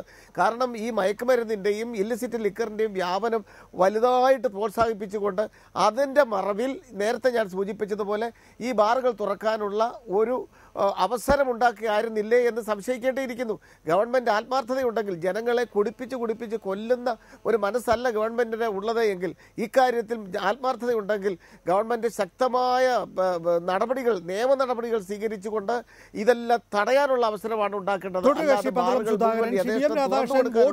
ഒരു അവസരമല്ല ഉണ്ടാക്കേണ്ടത്. അഗ്രിമെന്റ് LDF-ഉമായിട്ട് ഉണ്ടായിരുന്നു. ഞങ്ങൾ അധികാരത്തിൽ വന്നാൽ നിങ്ങളുടെ ബാറുകൾ തുറന്നു തരാം, പകരം നിങ്ങൾക്ക് എത്ര വോട്ടുകൾ സമാഹരിക്കാൻ കഴിയുമോ അത്ര വോട്ടുകൾ സമാഹരിച്ച് ഞങ്ങൾക്ക് തരിക, പകരം നിങ്ങൾക്ക് ഷാപ്പ്. ശ്രീ പന്തളം സുധാകരൻ സാറ് പറഞ്ഞ ആരോപണത്തിന് തിരിച്ചു മറുപടി പെട്ടെന്ന് പറയാം. പിന്നെ അദ്ദേഹം പറയുന്നത് മദ്യ ലോബികൾക്ക് വേണ്ടിയിട്ട് മയക്കുമരുന്ന് ലോബിയുടെ വ്യാപനത്തെ പ്രോത്സാഹിപ്പിച്ചു എന്ന് പറയുന്നു. അത് മദ്യ ലോബിക്ക് വേണ്ടി ഞങ്ങൾ നിൽക്കുന്നു. അങ്ങനെയാണെങ്കിൽ അദ്ദേഹം ഉൾപ്പെടെയുള്ള ആളുകൾ മയക്കുമരുന്ന് ലോബിക്ക് വേണ്ടിയാണ് നിൽക്കുന്നത്. അത് കൂടുതൽ ലാഭകരമാണ്. അപ്പോൾ ഒരു ലോബിക്കും വേണ്ടി ഞങ്ങൾ അത്തരം ഒരു അങ്ങനെയാണെങ്കിൽ ഞങ്ങൾക്ക് ഭരണം കിട്ടിയ ഉടനെ തന്നെ ആദ്യം തരേണ്ടത് ഇതെല്ലാം ഇല്ല. കാരണം ആ ലൈസൻസ് അവസാനിക്കേണ്ടത് കഴിഞ്ഞ മാർച്ച് 31 തന്നില്ലല്ലോ. മിനിസ്റ്ററെ സംബന്ധിച്ചിടത്തോളം അവിടെ ആരോഗ്യകരമായ പ്രശ്നങ്ങൾ ഉണ്ടായിരുന്നു. മാർച്ച് 31 പിന്നെ മാത്രമല്ല അവിടെ മലപ്പുറം ലോക്സഭാ ഉപതെരഞ്ഞെടുപ്പ് ഉണ്ടായിരുന്നു. അതിനു മുൻപ് 7 മാസക്കാലം ഉണ്ടായിരുന്നില്ലേ? 7 മാസക്കാലമായി ലൈസൻസ് ആ കാലഘട്ടത്തിൽ നിലവിലുള്ള ലൈസൻസ് റൺ ചെയ്യുന്ന കാലഘട്ടമാണ്. ഇപ്പോഴേ ചെയ്യാൻ പറ്റൂ. അത് വിടൂ, സാങ്കേതികത്വത്തിലേക്ക് പോട്ടെ. ഞാൻ ചോദിക്കുന്നത് നിങ്ങളും LDF-ഉം തമ്മിൽ ഒരു വോട്ടിന് ഷാപ്പ് കരാർ ഉണ്ടായിരുന്നോ? ഞങ്ങളെക്കാൾ കൂടുതൽ അങ്ങേക്കറിയാം അങ്ങനെ ഒരു കരാർ വെക്കുന്ന ഒരു മുന്നണിയാണോ? ഞാൻ ഈ സീറ്റിലിരിക്കുന്നത് എനിക്ക് ചോദ്യങ്ങൾ ചോദിക്കാൻ വേണ്ടിയാണ്. എനിക്ക് അറിയോ ഇല്ലയോ എന്നുള്ളതൊക്കെ വേറെ കാര്യം, അത് ഞാൻ പുറത്തു പറഞ്ഞോളാം. ഞാൻ നിങ്ങളോട് ചോദിക്കുന്നത്, ബാറുടമകളോട് ചോദിക്കുന്നത്, നിങ്ങൾ LDF-ഉമായിട്ട് കരാർ ഉണ്ടാക്കിയിട്ടുണ്ടോ? ഞങ്ങൾക്ക് അത്തരത്തിൽ ഒരു ധാരണ ഉണ്ടായിട്ടില്ല. ഇന്നുമില്ല, ഇന്നലെയുമില്ല, ആരുമായിട്ടുമില്ല. UDF-ഉമായിട്ടും അത്തരത്തിൽ ധാരണ ഉണ്ടായിട്ടില്ല. ശ്രീ ആനത്തലവട്ടം ആനന്ദൻ, ഈ ബാറുടമകളുടെ സമ്പൂർണ്ണ സഹായം LDF-ന് ഇലക്ഷൻ സമയത്ത് ഉണ്ടായിട്ടുണ്ടാവും. കാരണം നിങ്ങൾ വരിക എന്നുള്ളത് മാത്രമാണ് ഇവരെ സംബന്ധിച്ചിടത്തോളം ഏക പോംവഴി. കാരണം UDF അവരുടെ തന്നെ മദ്യനയം രൂപീകരിച്ചു. സ്വാഭാവികമായും അധികാരത്തിൽ വന്നാൽ പെട്ടെന്ന് അവർക്ക് തിരുത്താനാകില്ല. അതുകൊണ്ട് ഇവരുമായിട്ടൊരു ധാരണ പുറത്തല്ലേ പോയിട്ടുള്ളത് കഴിഞ്ഞ ഇലക്ഷനിലും അതിനുശേഷവും? ഞാൻ അതിന് മറുപടി പറയുന്നതിന് മുമ്പ് എൻ്റെ സ്നേഹിതൻ സുധാകരൻ പറഞ്ഞ കാര്യങ്ങളുണ്ടല്ലോ. എവിടെ ഒരു ഡിപ്പാർട്ട്മെൻ്റ് ഉണ്ട്, എക്സൈസ് ഉണ്ട്, അവരെത്ര കേസ് എടുത്തു, എന്ത് ചെയ്തു എന്ന് അതുകൂടി അറിഞ്ഞിരിക്കുന്നത്, കേസും കൂടി അറിഞ്ഞിരിക്കുന്നത് നന്നാണ്. 2013-14 അതായത് ഉമ്മൻചാണ്ടിയുടെയും കൂട്ടരുടെയും സുധാകരനും കൂട്ടരും ഭരിച്ച അവസരത്തിൽ 12,904 കേസ് അബ്കാരി കേസാണ് എടുത്തത്. അന്നെടുത്ത മയക്കുമരുന്ന് കേസ് 847 എന്നാൽ ഇപ്പോൾ 2016-17 ആ കേസ് ഇരട്ടിയായി 25,332 അബ്കാരി കേസ്. മയക്കുമരുന്ന് കേസ് 3,835 847 സ്ഥാനത്ത്. 2014-15 മറ്റ് ലഹരി ഉൽപ്പന്നങ്ങളുടെ കേസ് ഈ മദ്യം തിരിച്ചു കൊണ്ടുവരുന്നതിന് വേണ്ടി ഈ കേസ് ഊർജ്ജസ്വലമായി അന്വേഷിക്കുകയോ ഇത്തരം കേസുകൾ ഉണ്ടാക്കുന്നതിലോ LDF താല്പര്യം കാട്ടിയിട്ടുണ്ടാവും. കാരണം ഇവർക്ക് മദ്യഷാപ്പുകൾ അനുവദിച്ചു കൊടുക്കാൻ വേണ്ടി. ഇത് നന്നായി. കാരണം സുധാകരൻ പറഞ്ഞത് എക്സൈസ് ഡിപ്പാർട്ട്മെന്റ് ഗവൺമെന്റ് നിർജീവമാണ്. ഇതൊക്കെ നടന്നിട്ട് ഇല്ലിസിറ്റ് ലിക്കർ വന്നിട്ടോ കഞ്ചാവ് വന്നിട്ടോ ഒരു നടപടിയും എടുത്തിട്ടില്ല. അത് തെറ്റാണെന്ന് പറയുന്നതിനോട് അത് ശരിവയ്ക്കുന്നതിന് പകരം നികേഷും പറയുന്നത് ഇതിങ്ങനെ ഈ ഷാപ്പുകൾ കൊണ്ടുവരാൻ വേണ്ടി ഉള്ള കള്ളക്കണക്കാണെന്നല്ലേ? അതെ, മയക്കുമരുന്ന് വ്യാപിക്കുന്നു എന്നുള്ള നിലയിൽ അതിനെതിരായിട്ടുള്ള ക്യാമ്പയിൻ എന്നതിന്റെ ഭാഗമായിട്ട് നിങ്ങൾ വലിയ ബ്രാൻഡ് അംബാസിഡർമാരാകുന്നത് ഇങ്ങനെ ഒരു മദ്യനയം കൊണ്ടുവരുന്നതിനുള്ള പ്ലാറ്റ്ഫോം ഇടുന്നതിന് വേണ്ടിയായിരുന്നു. അല്ല, ഈ മദ്യനയം ഞാൻ ചേട്ടാ ഇതിൻ്റെ ആരാ ഉത്തരവാദി? സുധാകരൻ്റെ നമ്മളൊക്കെ നേതാവായി കരുതുന്ന ശ്രീ AK ആന്റണി അല്ലേ? AK ആന്റണി ചാരായ നിരോധനം കൊണ്ട് വരുമ്പോൾ അതിൻ്റെ ഒരു ആഫ്റ്റർ എഫക്റ്റ് അല്ലേ ഇത് വന്നിരിക്കുന്നത്. ഈ വിദേശ മദ്യ ബാറുകൾ ഈ നാട്ടിൽ മുഴുവൻ ഉണ്ടായിരുന്നു. അതുവരെ ഒരു ജില്ലാ തലസ്ഥാനത്ത് 2-3 ബാറുകളിലേ ഉണ്ടായിരുന്നുള്ളൂ. ഈ നാട് മുഴുവൻ പഞ്ചായത്തുകളിലും താലൂക്ക് കേന്ദ്രങ്ങളിലും ബാർ എങ്ങനെ വന്നു? അല്ലല്ല, ക്ഷേത്രത്തിലോട്ടാണെന്ന് പറയേണ്ട പ്രധാനപ്പെട്ട പോയിന്റ് ശ്രീ പന്തളം സുധാകരൻ, ശ്രീ ആന്റണി പറഞ്ഞത് കേരളത്തിലെ 30% വീടുകൾ ബാറുകളായി മാറി എന്നതാണ് ഗുരുതരമായ ആരോപണം. ഒരുപക്ഷെ ഈ മദ്യനയം തിരുത്താൻ പിണറായി വിജയന് പറയാവുന്ന ആധാരമാക്കാവുന്ന ഏറ്റവും നല്ല സ്റ്റേറ്റ്മെന്റ് അത് പറ്റില്ല. കാരണം മുതിർന്നവർ ചങ്ങായിമാരെയും കൂട്ടി വീട്ടിൽ വന്ന് മദ്യപിക്കുമ്പോൾ അവിടെ പെൺകുട്ടികളും ഭാര്യയൊക്കെ ഉണ്ടാകും, സഹോദരിമാരുണ്ടാവും. അവരുടെ മേലായിരിക്കും അതിക്രമം. അത് അനുവദിച്ചു കൊടുക്കാൻ പറ്റില്ല ഒരു സർക്കാരിനും. അല്ല നികേഷ്, ഞാനത് നേരത്തെ നിങ്ങളുടെ ഒരു ചാനലിൽ എന്നോട് ചോദിച്ചപ്പോൾ ഞാൻ പറഞ്ഞിരുന്ന കാര്യമാണ്. അദ്ദേഹം പറഞ്ഞു ഈ ഉമ്മൻചാണ്ടിയുടെ 30% കുടുംബങ്ങൾ ബാറുകളായി മാറി. അതേ ഇവിടെ NGO അസോസിയേഷന്റെ സെക്രട്ടറി അങ്ങനെ പറഞ്ഞിട്ടുണ്ടെങ്കിൽ അദ്ദേഹത്തിന്റെ ആത്മാർത്ഥതയെ ചോദ്യം ചെയ്യാൻ കഴിയില്ല. കാരണം അദ്ദേഹം മുഖ്യമന്ത്രിയായിരുന്ന സന്ദർഭത്തിലാണ് നമുക്കെല്ലാം ശ്രീ നികേഷ് ഉൾപ്പെടെ അറിയാം, കേരളത്തിൽ ആദ്യമായി ചാരായ നിരോധനം കൊണ്ടുവന്നത്, സമ്പൂർണ്ണ ചാരായ നിരോധനം. അതിന് ബഹുമാനപ്പെട്ട ശ്രീ ആനത്തലവട്ടം ആനന്ദൻ ഉൾപ്പെടെയുള്ളവർ ഞങ്ങൾക്ക് പിന്തുണ നൽകിയാണ്. അതിന്റെ നിയമസഭയിൽ അവതരിപ്പിച്ച വ്യക്തിയാണ് ഞാൻ. പക്ഷെ പിന്നീട് ഇത്രയും വർഷം കഴിഞ്ഞിട്ടും ഈ കുടുംബങ്ങളിൽ ഉണ്ടാകുന്നു എന്ന് പറഞ്ഞ ഗുരുതരമായി കാണണം. അത് ഡിപ്പാർട്ട്മെന്റ് പരാജയമാണെന്ന് കാര്യം സംശയമില്ല. അല്ലല്ല, ഞങ്ങൾ പറയാൻ ആഗ്രഹിക്കുന്നത് നിങ്ങൾക്ക് ഇക്കാര്യത്തിലാണ്. ഇതാണ് പ്രശ്നം. അതായത് നിങ്ങൾക്ക് ഈ കാര്യങ്ങളിലൊന്നും യാതൊരു ആത്മാർത്ഥതയുമില്ല. ഇപ്പൊ AK ആന്റണി മദ്യനിരോധനം കൊണ്ടുവന്നത് എങ്ങനെയാണ് നമുക്കറിയാം. K കരുണാകരനെതിരെ വലിയ തോതിലുള്ള ജനവിരോധം ഉണ്ടായപ്പോൾ പ്രത്യേക വിമാനത്തിൽ പറന്നിറങ്ങിയ AK ആന്റണിക്ക് പെട്ടെന്ന് ആളുകളെ കയ്യിലെടുക്കാൻ ഒരു തന്ത്രം വേണം. അതിനുവേണ്ടി എന്ത് ചെയ്തു? ചാരായ ഷോപ്പുകളെല്ലാം അടച്ചു. എന്താ സംഭവിച്ചത്? കേരളത്തിലെ കള്ള് ഷാപ്പുകളിലെല്ലാം തന്നെയും വലിയ തോതിൽ വ്യാജമദ്യം ഒഴുകി. അങ്ങനെ സാധാരണ രീതിയിൽ നല്ല കള്ള് കുടിച്ച് നിന്നിരുന്ന പാവങ്ങളായ മനുഷ്യരുടെ വയറുപുണ്ണാക്കി. ഇപ്പോഴും അത് തിരുത്തിയിട്ടില്ലാത്തത് കൊണ്ട് തന്നെ അത് നേരെ വിദേശ മദ്യത്തിലേക്ക് പോയി. അതുകൊണ്ട് എന്താ സംഭവിച്ചിട്ടുള്ളത്? 10 രൂപയും 20 രൂപയും കൊടുത്ത് കള്ളു കുടിച്ചിരുന്ന സാധാരണക്കാരൻ കൂലിപ്പണിക്കാരൻ്റെ കയ്യിൽ നിന്ന് 50, 100, 150, 300 രൂപയിലേക്ക് കാര്യങ്ങൾ പോയി. ഇപ്പോൾ നിങ്ങൾ മദ്യനിരോധനം അല്ലെങ്കിൽ ബാർ നിരോധനം നടപ്പിലാക്കി എല്ലാ ഷോപ്പുകളും തുറന്നു വെച്ചു. ഷോപ്പുകൾ തുറന്നു വെക്കുമ്പോൾ 2 പെഗടിച്ചവൻ ഒന്നുകിൽ കാൽക്കുപ്പിയിലേക്ക് അല്ലെങ്കിൽ അരക്കുപ്പിയിലേക്ക് പോയി. ഇതെല്ലാം രാഷ്ട്രീയമാണ്. നിങ്ങൾക്ക് ഈ പറയുന്ന മദ്യത്തിൻ്റെ ഉപഭോഗം കുറയ്ക്കുന്നതിനാവശ്യമായിട്ടുള്ള ശാസ്ത്രീയമായ ആലോചനകളൊന്നും ഉണ്ടായിരുന്നില്ല. നിങ്ങൾക്ക് അപ്പോഴത്തെ രാഷ്ട്രീയ താല്പര്യം മാത്രമേ ഉണ്ടായിരുന്നുള്ളൂ. ശ്രീ പന്തളം സുധാകരൻ അല്ല ശ്രീ നികേഷ് പറഞ്ഞത് ഞാൻ പൂർണ്ണമായിട്ടും തള്ളിക്കളയാണ്. കാരണം എല്ലാ ബഹുമാനത്തോടു കൂടി. കാരണം ഉദയഭാനു കമ്മീഷൻ റിപ്പോർട്ടിന്റെ അടിസ്ഥാനത്തിൽ 82-ലെ കരുണാകരൻ സർക്കാരിന്റെ നിയോഗിച്ച ഉദയഭാനു കമ്മീഷൻ റിപ്പോർട്ടിന്റെ അടിസ്ഥാനത്തിൽ മദ്യവർജന ഘട്ടം ഘട്ടമായ മദ്യനിരോധനം എന്നുള്ള നിലയിലേക്ക് ആണ് ഓരോ ഗവൺമെന്റും കോൺഗ്രസ് UDF ഗവൺമെന്റുകൾ നീങ്ങിയത്. അതിന്റെ ഫലമായിട്ട് 82-ൽ കൂടുതൽ ഷാപ്പുകളുടെ എണ്ണം കുറച്ചു. 91-ലെ ഗവൺമെന്റ് വന്നപ്പോൾ സമ്പൂർണ്ണമായ ചാരായ നിരോധനം നടപ്പിലാക്കി. ശ്രീ AK ആന്റണി വളരെ ഉദ്ദേശശുദ്ധിയെ നമുക്ക് ചോദ്യം ചെയ്യാൻ കഴിയില്ല. അതേപോലെ തന്നെ ഉമ്മൻചാണ്ടി സർക്കാർ ബാറുകളുടെ എണ്ണം ആദ്യം കുറച്ചു, അവസാനം സമ്പൂർണ്ണമായി 5 സ്റ്റാർ വഴിയുള്ള ബാറുകൾ നിരോധിച്ചു. അപ്പം തീർച്ചയായും ഇതിനോടുള്ള പൂർണ്ണമായ ആത്മാർത്ഥതയാണ് കോൺഗ്രസ് പ്രകടിപ്പിച്ചതെന്ന് സത്യസന്ധമായി പറയാൻ അഭിമാനത്തോടുകൂടി പറയാൻ ഞാൻ ആഗ്രഹിക്കുന്നു. ഇവിടെ മദ്യം വിറ്റ് മദ്യമാഫിയ പ്രോത്സാഹിപ്പിച്ച് അഴിമതി നടത്താനും ജനങ്ങളെ കുടിപ്പിച്ച് കൊല്ലാനുമാണ് LDF സർക്കാർ ശ്രമിക്കുന്നതെന്ന കാര്യത്തിൽ യാതൊരു സംശയമില്ല. ഇതിനെ സർവ്വശക്തി ഉപയോഗിച്ച് UDF എതിർക്കും. ശ്രീ ആനത്തലവട്ടം ആനന്ദൻ എത്ര കിട്ടി ബാറുടമകളിൽ നിന്ന്? VM രാധാകൃഷ്ണനോട് എനിക്ക് ഇവിടുന്ന് രഹസ്യമായി ചോദിക്കാം, പക്ഷേ താങ്കളുടെ വായിൽ നിന്ന് തന്നെ അത് കേൾക്കട്ടെ. അതെ, ഞാനത് തന്നെ പറയാം. ഈ LDF ഇതിനു മുമ്പ് ഭരിച്ചിരുന്നല്ലോ. ആ LDF ഭരിച്ചിരുന്ന അവസരത്തിൽ ഈ ബാറുകാരോ പന്തളം സുധാകരനോ ഉമ്മൻചാണ്ടിയോ ആരെങ്കിലും അതിൻ്റെ എക്സൈസ് മന്ത്രിയായിരുന്ന ഗുരുദാസന് അയാൾ ഇത്ര കോടി കൈക്കൂലി വാങ്ങി ഒരു ചായയെങ്കിലും വാങ്ങിച്ചു കൊടുത്താൽ ഇവരാരെങ്കിലും പറഞ്ഞിട്ടുണ്ടോ? ഒരു ആക്ഷേപമൊന്നുമില്ല. ബാറുകാർ പറയണ്ട, ഇവരാരെങ്കിലും പറഞ്ഞിട്ടുണ്ടോ എക്സൈസ് മന്ത്രി അഴിമതിക്കാരനാണ്, കാശ് വാങ്ങിച്ചോന്ന്? ഇല്ലല്ലോ. അതേസമയം UDF സുധാകരൻ ഇപ്പോൾ പ്രശംസിക്കുന്ന ഉമ്മൻചാണ്ടിയുടെ ഭരണത്തിന് കീഴിൽ ആ ഗവൺമെൻറ് പോകുന്നതിന് ആധാരമായ ഒരു പ്രശ്നം തന്നെ ഇതല്ലേ? അഴിമതി. ബാർ കൊടുക്കുന്നതിന് വേണ്ടി ലൈസൻസ് അനുവദിക്കാൻ കാശ്, കൊടുക്കാതിരിക്കാൻ കാശ്, ഇങ്ങനെ പറയുന്ന കാര്യം ശരിയാണ്. ജനങ്ങൾ മുഴുവൻ അതായത് ഇപ്പോഴത്തെ മന്ത്രിക്ക്, എക്സൈസ് മന്ത്രിക്ക് പണം കൊടുത്തിട്ടുണ്ടോ അല്ലെങ്കിൽ ധനമന്ത്രിക്ക് പണം കൊടുത്തിട്ടുണ്ടോ എന്ന് കഴിഞ്ഞ ഗവൺമെൻറ് കാലത്ത് ഞങ്ങൾ ആവർത്തിച്ച് ചോദിക്കുമ്പം നിങ്ങളുടെ അന്നത്തെ വർക്കിംഗ് പ്രസിഡന്റ് ഉണ്ണി പറയുമായിരുന്നു, പി.കെ. ഗുരുദാസൻ എന്ന മുൻ എക്സൈസ് മന്ത്രിക്ക് ഞങ്ങൾ ഒരു ചായ പോലും വാങ്ങിച്ചു കൊടുത്തിട്ടില്ല എന്ന്. പി.കെ. ഗുരുദാസൻ വ്യക്തിപരമായ അഴിമതിക്കാരനല്ല. CPM മന്ത്രി എന്നുള്ള നിലയിൽ അവർ വ്യക്തിപരമായി അഴിമതി ചെയ്യുന്നവരുമായിരിക്കില്ല. പക്ഷേ പാർട്ടികൾ ഇവിടെ നടക്കണ്ടേ? അപ്പോൾ ഇനിയിപ്പോൾ LDF മദ്യനയം തിരികെ കൊണ്ടുവരുന്നു എന്ന് പറയുമ്പോൾ സ്വാഭാവികമായും ഒരു നിയന്ത്രണവുമില്ലാതെ ഇനി സഹായിക്കേണ്ടി വരും. കഴിഞ്ഞ 2 വർഷം ബാറുകൾ അടച്ചുപൂട്ടിയപ്പോൾ കേരളത്തിലെ രാഷ്ട്രീയ പാർട്ടികളൊക്കെ പ്രവർത്തനം അവസാനിപ്പിച്ചോ? അവർ ഫണ്ടൊന്നും ഉണ്ടായിരുന്നില്ലേ? അവർ ഇലക്ഷൻ നേരിട്ടപ്പോൾ ബാർ ഉടമകൾ ഉണ്ടായിരുന്നോ? എന്നിട്ട് എന്തേ അവർ ഇലക്ഷൻ നേരിട്ടില്ലേ?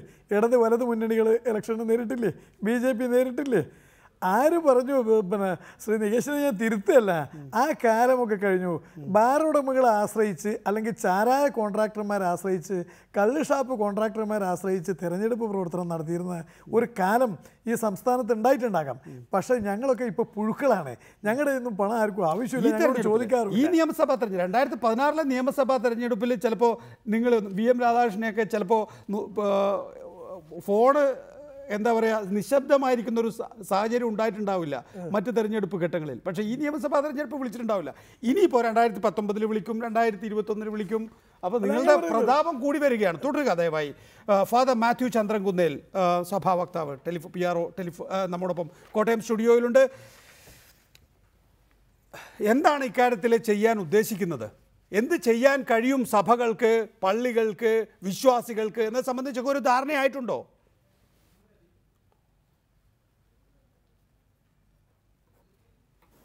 തീർച്ചയായും സഭയുടെ എക്കാലത്തെയും നിലപാട് ഒന്ന് തന്നെയാണ്. മദ്യത്തിൻ്റെ ഉപഭോഗം കുറച്ചു കൊണ്ടുവരുന്ന സർക്കാരിൻ്റെ മദ്യനയത്തോട് മാത്രമേ സഭയ്ക്ക് യോജിക്കാനാവുകയുള്ളൂ. ഇന്നത്തെ സർക്കാരിൻ്റെ നയപ്രഖ്യാപനമനുസരിച്ച് മദ്യം കേരളത്തിൽ ഒഴുകും. ആർക്ക് വേണമെങ്കിലും കുടിക്കാവുന്ന അവസ്ഥയുണ്ട്.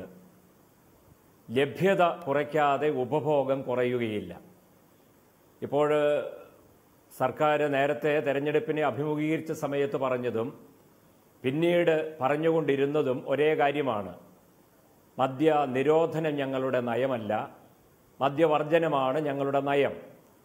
മദ്യവർജനം എന്ന് പറയുന്നത് നടപടിയാണ്. ഫാദർ മാത്യു ചന്ദ്രകുന്നേൽ, പ്രത്യക്ഷ സമരത്തിലേക്ക് പോകാൻ താല്പര്യപ്പെടുന്നുണ്ടോ? ഇതിപ്പോൾ ഇവിടെ UDF എന്ന സംവിധാനമുണ്ട്, BJP എന്ന സംവിധാനമുണ്ട്, LDFൻ്റേതാണ് മദ്യനയം എന്നതിനാൽ ഇവരെല്ലാം തന്നെ റോഡിൽ നിന്ന് അടി വാങ്ങാനുള്ള സാധ്യതയാണ് കൂടുതൽ.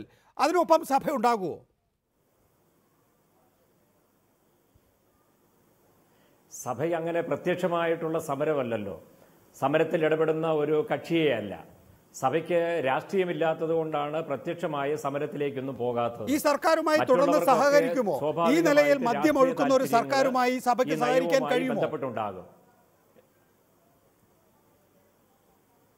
സഹകരിക്കാൻ തീർച്ചയായിട്ടും ബുദ്ധിമുട്ടുണ്ടെന്നുള്ളത് വ്യക്തമാണല്ലോ.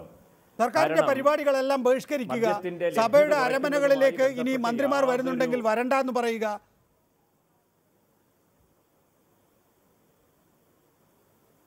അല്ല, അത്തരത്തിലുള്ള കാര്യങ്ങളൊക്കെ കൂടുതൽ ആലോചിച്ച് തീരുമാനിക്കേണ്ട കാര്യങ്ങളാണ്. നോക്കൂ, ഈ മദ്യഷാപ്പുകളെല്ലാം സർക്കാർ തുറന്നു കൊടുക്കുന്നു. അത്രയും ഉപഭോക്താക്കളുണ്ട്. അവർ വേറെ ലഹരി വസ്തുക്കൾ തേടി പോകുന്നു. അത് നമുക്ക് ഒഴിവാക്കണം. അതിന് പകരം വികലമായ രീതിയിൽ സൃഷ്ടിച്ച ഒരു മദ്യനയം ഞങ്ങൾ തിരിച്ചു പിടിക്കുകയാണ് എന്നുള്ളതാണ് ഇപ്പോൾ പിണറായി വിജയൻ സർക്കാർ തീരുമാനിച്ചിരിക്കുന്നത്. ഇപ്പോൾ VM രാധാകൃഷ്ണൻ ഇവിടെ ഇരുന്നുകൊണ്ട് പറയുകയായിരുന്നു, നിങ്ങൾ 900 മടങ്ങാക്കി നിങ്ങളുടെ വൈൻ ഉൽപ്പാദനം വർദ്ധിപ്പിക്കണമെന്ന് സർക്കാരിനോട് ആവശ്യപ്പെട്ടിരിക്കുകയാണ്. നിങ്ങൾക്കും ആവശ്യമുണ്ട്. മദ്യലഭ്യത കുറയ്ക്കേണ്ടവരാണ് വൈനിൻ്റെ ഉപഭോഗം. കേരളത്തിൽ എത്ര പുരോഹിതരുണ്ടോ ആ ഓരോ പുരോഹിതരും ഓരോ ലിറ്റർ കുടിക്കാവുന്ന വിധത്തിലാണ് ഇവർ ആവശ്യപ്പെട്ട ക്വാണ്ടിറ്റി. അപ്പോൾ 1 ഔൺസ് കുടിക്കുന്ന ഇവർക്ക് എന്തിനാ ഇത്രയും ലിറ്ററിന്റെ ഉൽപാദന ശേഷി വർദ്ധിപ്പിക്കേണ്ട കാര്യം എന്തായിരുന്നു? സൂസൈഡ് പാക്യത്തിന്റെ അപേക്ഷ റിജക്ട് ചെയ്തതിന്റെ കോപ്പി വേണമെങ്കിൽ ഞാൻ അങ്ങേക്ക് കാണിച്ചു തരാം. 900% പത്രങ്ങൾ റിപ്പോർട്ട് ചെയ്ത് കഴിഞ്ഞു. അത് 900% വർധനവ്. മദ്യ ലഭ്യത കുറച്ചുകൂടെ അതിന്റെ വീര്യം അതുകൂടി പറയട്ടെ. ബഹുമാനപ്പെട്ട ഫാദറിന് അല്ല അത് പറയൂ. അവർ വെല്ലുവിളിക്കുന്നു, അവരെ വെല്ലുവിളിക്കുന്നു. ബ്രൂവറിക്ക് അവർക്ക് അനുവദിച്ച ലൈസൻസ് ഒന്ന് പുറത്തെടുക്കട്ടെ. 12 മുതൽ 15% വൈനിന്റെ വീര്യം. കള്ളിന്റെ വീര്യം 6ന്റെ താഴെ, ബിയറിന്റെ വീര്യം 8. അവർ ലൈസൻസ് എടുത്ത് പുറത്ത് കാണിക്കട്ടെ. അവരുടെ ലൈസൻസിൽ അവർക്ക് ഏർപ്പെടുന്ന നിബന്ധന എന്താണെന്ന്. ഇനി മറ്റൊന്നുകൂടെ, ഇത് പരിശോധിക്കാനും സംവിധാനമൊന്നുമില്ല. 12 മുതൽ 15% നോക്കിയിട്ടൊന്നുമില്ല. 20 മുതൽ 25, 30 വരേക്ക് വീര്യമാക്കിയാലും ആരും അരമനയിൽ പോയി നിങ്ങളുടെ വീര്യം എത്രയെന്ന് പരിശോധിച്ചിട്ടുള്ള അതടിച്ചാൽ തന്നെ പൂക്കുറ്റിയാവും. മനസ്സിലായോ? ആ സാധനം അടിച്ചാൽ തന്നെ പൂക്കുറ്റിയാവും. മറുപടിയുണ്ട്. അദ്ദേഹം നിർത്തട്ടെ. അദ്ദേഹം ഏകപക്ഷീയമായിട്ട് സത്യവിരുദ്ധമായ കാര്യങ്ങൾ പറഞ്ഞുകൊണ്ടിരുന്ന പോരാ. സഭയുടെ നിലപാട് വ്യക്തമാക്കേണ്ടത് ആവശ്യമാണ്. ഇദ്ദേഹം പറയുന്ന പോലെ ഒന്നുമല്ല കാര്യങ്ങൾ. സഭയല്ലല്ലോ ഉണ്ടാക്കുന്ന വീഞ്ഞിന്റെ വീര്യം നിശ്ചയിക്കുന്നത്. അതിവിടുത്തെ എക്സൈസ് ഡിപ്പാർട്ട്മെന്റാണ്. എക്സൈസ് ഡിപ്പാർട്ട്മെന്റിന് അരമനയിൽ നിന്നല്ല ഏത് സ്ഥലത്തും കയറി പരിശോധന നടത്താനുള്ള അധികാരമുണ്ട്. അരമന പോലെയുള്ളൊരു സ്ഥാപനത്തിൽ വരുമ്പോൾ എല്ലാ സഹായങ്ങളും ഒത്താശകളും ആ സ്ഥാപനം ചെയ്തു കൊടുക്കും. അല്ലാതെ മറ്റ് പ്രസ്ഥാനങ്ങളെ പോലെ പ്രതിരോധ നിരയൊന്നും സൃഷ്ടിക്കുകയില്ല. അദ്ദേഹം പറഞ്ഞതുപോലെയല്ല. വീഞ്ഞ് ഉൽപ്പാദിപ്പിക്കുന്നത് വൈദികർക്ക് ഓരോ ലിറ്റർ കുടിക്കാൻ, അതൊക്കെ അവരുടെ സംസ്കാരം അനുസരിച്ചുള്ള വർത്തമാനമാണ്. ഇവിടെ കുർബാനയ്ക്ക് വേണ്ടി മാത്രമാണ് വീഞ്ഞ് ഉപയോഗിക്കുന്നത്. ഇവിടെ രാധാകൃഷ്ണന്റെ കണക്കാണ്. ഞാനത് സംബന്ധിച്ച് പഠിച്ചിട്ടില്ല. ഡോക്ടർ സൂസേപ്പാക്യം പറയുന്നത് 1% ഇതിന്റെ വീര്യം എന്നാണ്. ലൈസൻസിൽ, അതായത് നിങ്ങൾക്ക് അനുവദിച്ച ലൈസൻസിൽ പറയുന്നു 12 മുതൽ 15% വരെ വീര്യമുള്ള വൈനുകളാണ് ഉൽപ്പാദിപ്പിക്കാൻ കഴിയുക എന്നാണ്. കന്യാസ്ത്രീയുടെ പേരിലാണ് ലൈസൻസ് എന്നാണ് എഴുതി തന്നിരിക്കുന്നത്. ഒരു ലൈസൻസ് കന്യാസ്ത്രീയുടെ, ബാക്കിയുള്ള എല്ലാം സഭയുടെ പേര്. വ്യക്തമാക്കട്ടെ. എനിക്ക് കൂടുതൽ സംസാരിക്കാനുണ്ട്. അതായത് ഇത് വളരെ തെറ്റിദ്ധാരണജനകമായിട്ടുള്ള ഒരു പ്രസ്താവനയാണ് പറയുന്നത്. കാരണം ഇതിനെക്കുറിച്ച് ആളുകൾക്ക് സ്വാഭാവികമായിട്ടും ധാരണകളില്ല.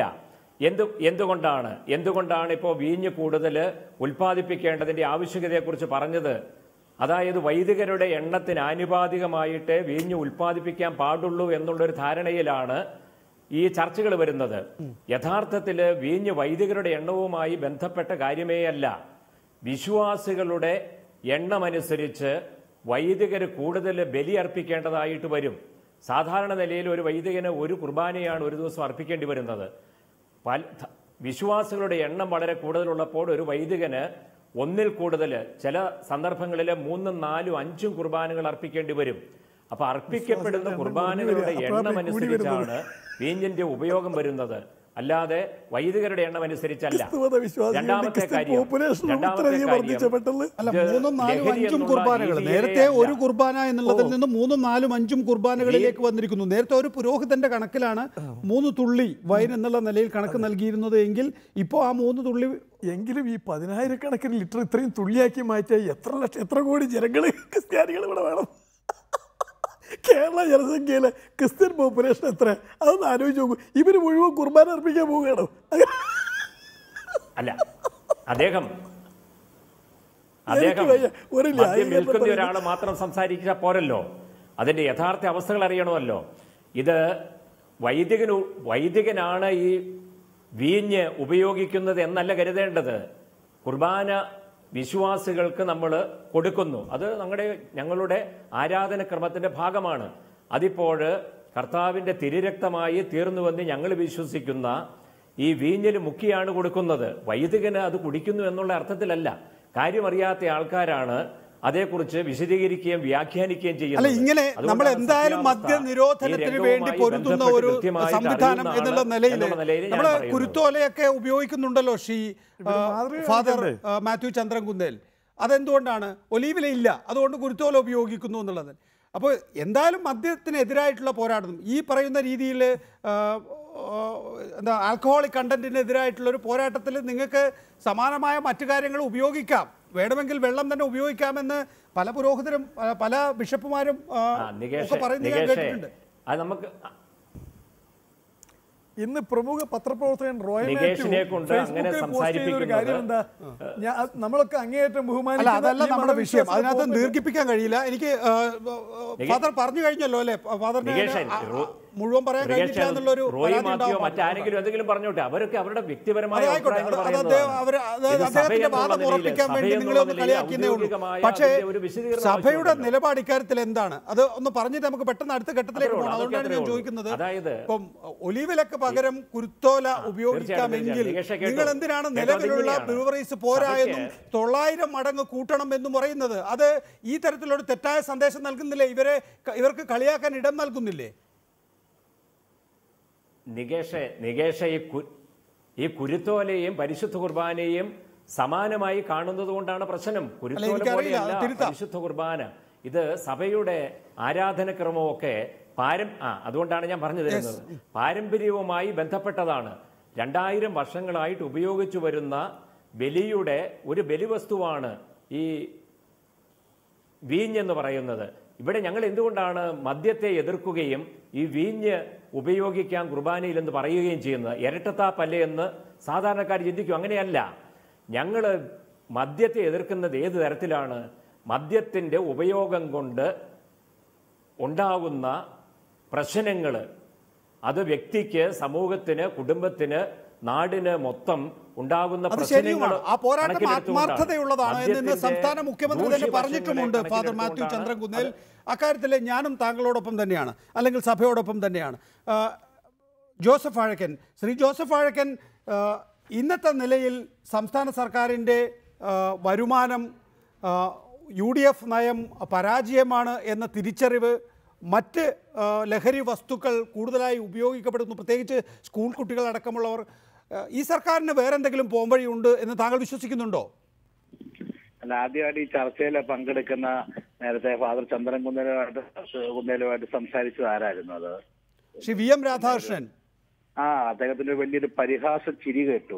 അദ്ദേഹത്തിന് ഇതിനെ കുറിച്ചൊന്നും അറിയില്ല. അദ്ദേഹം ഇപ്പൊ വളരെ ആഹ്ലാദഭരിതനായിട്ട് നിൽക്കുകയാണ്. കാരണം സന്തോഷിക്കാനുള്ള വക ഇന്നുണ്ട്. അദ്ദേഹത്തിന് ഒരുപാട് ബാറുകളെല്ലാം തുറന്നു കിട്ടിയത് കൊണ്ട് ആഹ്ലാദഭരിതനായിട്ട് നിൽക്കുക. അദ്ദേഹത്തെ എനിക്കറിയാം.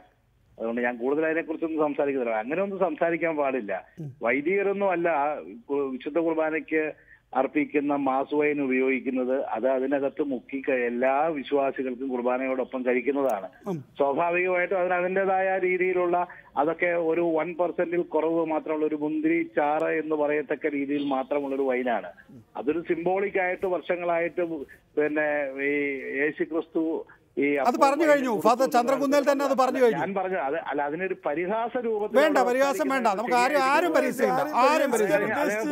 അങ്ങനെ തോന്നിയിട്ടുണ്ടെങ്കിൽ ഞാനത് പിൻവലിക്കുന്നു, ക്ഷമ ചോദിക്കുന്നു. അദ്ദേഹം 3 സ്റ്റാറും 4 സ്റ്റാറും എല്ലാം തുറന്നതുകൊണ്ട് അങ്ങ് ആഹ്ലാദഭരിതനായിട്ട് നിൽക്കുക. കഴിഞ്ഞ 1.5 ഇത് കച്ചവടമാണ്. ശ്രീ VM രാധാകൃഷ്ണൻ അടക്കമുള്ള ആളുകളുമായി ഇദ്ദേഹം ആറിന്റെ അസോസിയേഷന്റെ നേതൃത്വം ഏറ്റെടുത്തല്ലോ. ഇദ്ദേഹം കഴിഞ്ഞ ഈ നേതൃത്വം ഏറ്റെടുത്ത് ഈ ഗവൺമെന്റുമായി ധാരണയുണ്ടാക്കി. പിണറായി വിജയനും ഇതൊക്കെ ആയിട്ടുള്ള ബന്ധമൊക്കെ എല്ലാവർക്കും അറിയാവുന്ന കാര്യമാണ്. അദ്ദേഹം അങ്ങ് ധാരണയുണ്ടാക്കി ഈ കഴിഞ്ഞ ഗവൺമെന്റിനെതിരെ, UDF ഗവൺമെന്റിനെതിരെ സരിതയുടെ 2ാം വരവെന്ന് പറയുന്നത്. കാരണം എനിക്കറിയാം, എന്റെ നാട് അല്ലെങ്കിൽ ഞാൻ മത്സരിച്ച മൂവാറ്റുപുഴ എന്ന് പറയുന്ന പ്രദേശവും ആ പ്രദേശത്തൊക്കെ എല്ലാ ബാർ മുതലാളിമാരുമുള്ള സ്ഥലമാണ്. അവിടെ ഒക്കെ ഈ സരിതയുടെ 2ാം വരവെന്ന് പറഞ്ഞ സ്പോൺസർ ചെയ്തിട്ടുള്ളത് ഇവരാണ്, ഈ ബാർ മുതലാളിമാരാണ്. ഇവര് ഈ ഗവൺമെന്റുമായിട്ട് ഗവൺമെന്റുമായിട്ടുണ്ടാക്കിയ അല്ലെങ്കിൽ ഈ LDF-ഉമായിട്ടുണ്ടാക്കിയ ഒരു ധാരണയാണ്. ആ ധാരണ തിരുവനന്തപുരത്ത് ഒരു MLA-യുടെ വീട്ടിൽ മാർക്സിസ്റ്റ് പാർട്ടിയുടെ നേതാക്കന്മാർ അടക്കമുള്ള ആളുകൾ വന്നിരുന്ന് ഉണ്ടാക്കിയ ധാരണയുടെ തുടർന്ന് UDF ഗവൺമെന്റിനെ അപകീർത്തിപ്പെടുത്തുവാൻ വേണ്ടിയിട്ടുള്ള നിരവധി നടപടികളുമായിട്ട് അവർ മുന്നോട്ട് പോയി. സരിതയുടെ 2ാം വരവ് യഥാർത്ഥത്തിൽ ബാർ ഉടമകൾ LDF-ന് സ്പോൺസർ ചെയ്ത് കൊടുത്തതാണ്. ഒരു ക്യാമ്പയിനിങ്ങിന് ഒരു വിഷയം ഇട്ട് കൊടുക്കണമല്ലോ, ആ വിഷയം ഇട്ടുകൊടുത്തതാണ്. അല്ലെങ്കിൽ സരിത ഈ പറയുന്ന ഉമ്മൻചാണ്ടി വിരുദ്ധ പ്രസ്താവനകളൊന്നും നടത്തുമായിരുന്നില്ല എന്ന് വേണം നമുക്ക് ജോസഫ് വാഴക്കൻ്റെ ഇപ്പോഴുള്ള നിലപാടിൽ നിന്ന് അനുമാനിക്കാൻ. അല്ല നികേഷ്, ജോസഫ് വാഴക്കൻ എന്തിനാണ് ഇപ്പോൾ ഈ സരിതയെ കൊണ്ട് ഇതിനിടയിൽ ഇട്ടതെന്ന് എനിക്കറിയില്ല. സരിത ഇവർ സ്പോൺസർ ചെയ്താലും ആ സ്പോൺസർ ചെയ്ത് വിടുന്ന ആളുമായിട്ട് ഇവരങ്ങനെ ബന്ധപ്പെടാമോ? സരിത അങ്ങനെ സ്പോൺസർ ചെയ്ത് വന്നാന്ന് പറയുന്നത്. പക്ഷേ സരിത പോയി ഭരിക്കുന്ന പല ആൾക്കാരുമായിട്ട് ബന്ധം സ്ഥാപിച്ചതിൻ്റെ എത്ര കഥകളാണ് ഇവിടെ ചർച്ച ചെയ്ത്. എന്തിനാണ് അത് വീണ്ടും എടുത്ത് തോണ്ടിയിടുന്നത്? കൊണ്ടുവരണമെന്ന് അങ്ങനെ LDF അധികാരത്തിൽ വരാൻ കഴിയുന്ന വിധത്തിൽ സാഹചര്യം ഒരുക്കിത്തരാം, അതിന് വിഷയങ്ങൾ ഉണ്ടാക്കിത്തരാം എന്ന് ബാർ ഉടമകളുമായി നിങ്ങൾ ധാരണയുണ്ടാക്കിയിരുന്നു. അതാണ് രത്ന ചുരുക്കം. അതിനെന്തിന് ഇല്ല, ഞങ്ങളെ ഒരു ബാർ ഉടമകളുമായിട്ടും ഒരു ധാരണ ഉണ്ടാക്കില്ലെന്ന് മാത്രമല്ല, ചിലർ പറയുന്നല്ലോ മദ്യ ലോബിയുടെ പണമാണ് ഈ ഇതിനെല്ലാം ഇടപാക്കുന്നതെന്ന്.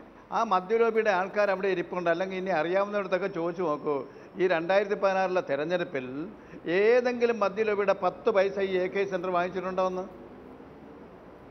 ആരെങ്കിലും അവർ ക്ഷമിച്ചിട്ടുണ്ടെങ്കിൽ അവരെ മടക്കി വിട്ടിട്ടുണ്ട്.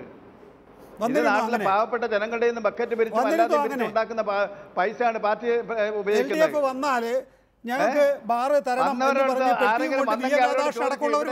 ഇവിടെ ഏതെങ്കിലും 10 പൈസ വാങ്ങിച്ചിട്ടുണ്ടോ ഇല്ലെന്ന് വന്നിരുന്നോ? വന്നവരാരെങ്കിലും ഉണ്ടെന്ന് അവർ പറയട്ടെ. ആരെങ്കിലും വന്നിട്ടുണ്ടെങ്കിൽ അവർ മടക്കി വിട്ടു. ആരെങ്കിലും വന്നിട്ടുണ്ടെങ്കിൽ അവർ മടങ്ങി പോയിട്ടുണ്ട്. ആരൊക്കെയാണ് വന്നത്? അതൊന്നും അവരോട് തന്നെ ചോദിച്ചാൽ അറിയാം. വന്നവരാരോ അതുപോലെ തന്നെ ഇടുക്കിയരായി മടങ്ങിപ്പോവുകയും ചെയ്തിട്ടുണ്ട്. പിന്നെ ഞാൻ ഒരു കാര്യം ആരൊക്കെയോ വന്നിരുന്നു, പക്ഷെ അവരെ മടക്കി വിട്ടു LDF. നിങ്ങളുടെ പൈസ വേണ്ട.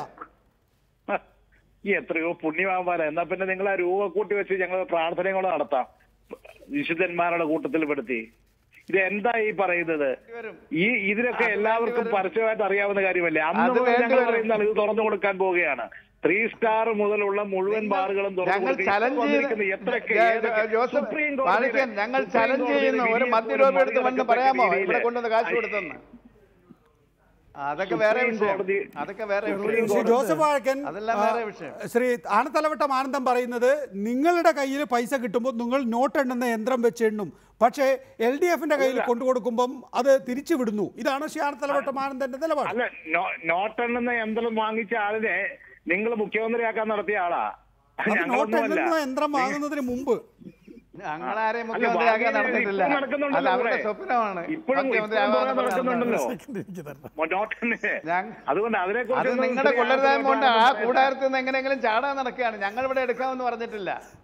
നിങ്ങൾ എടുക്കാൻ പറഞ്ഞിട്ട് നിങ്ങൾ അങ്ങോട്ട് വോട്ട് ചെയ്ത് കൊടുത്തല്ലോ. നിങ്ങൾക്ക് ഇങ്ങോട്ടല്ല വോട്ട് ചെയ്തത്. അവരുടെ ജില്ലാ പഞ്ചായത്തില് അവരുടെ പ്രസിഡന്റ് നിങ്ങൾ അങ്ങോട്ട് വോട്ട് ചെയ്ത് കൊടുത്തല്ലോ. ഈ പറയുന്ന നോട്ട് ഉണ്ടെന്ന് യന്ത്രം ഉണ്ടെന്ന് നിങ്ങൾ ആക്ഷേപിച്ച ആളിനെ അത് നിങ്ങളുടെ കൊള്ളരുതായ്മ കൊണ്ടാണ് അവർ പോണത്. അതെങ്ങനെ കൊള്ളരുതായ്മയല്ല, അവര് കേട്ട് പോയില്ല. അവര് നോമിനേഷൻ കൊടുത്തപ്പോ നിങ്ങളല്ലേ പുറകെ പോയി വോട്ട് ചെയ്തത്. ഈ നോട്ട് ഉണ്ടെന്ന ആളുകളായിട്ട് നിങ്ങൾ അങ്ങ് വോട്ട് ചെയ്യുമായിരുന്നോ? ഒന്ന് പറഞ്ഞു. ജോസഫ് സാറിന് ഒരു തെറ്റിദ്ധാരണ ഉണ്ടായി. ഞാൻ ചിരിച്ചാലും ഇവിടെ കുഴപ്പം, ഞാൻ ചിരിക്കുന്നില്ല. എനിക്ക് ഇഷ്ടം ഇവിടെ നിന്ന് ചിരിച്ചത് കൊണ്ടാണ് ഇപ്പൊ അദ്ദേഹത്തിന് ഒരു തെറ്റിദ്ധാരണ തോന്നി. അപ്പൊ ചിരിയില്ലാതെ പോയി. രണ്ടാമത്തെ കാര്യം സരിതക്കാര്യത്തിലൊരു മറുപടി പറഞ്ഞോട്ടെ പ്ലീസ് സർ. സരിതയുടെ കാര്യത്തിലൊരു മറുപടി പറയാനുണ്ട്.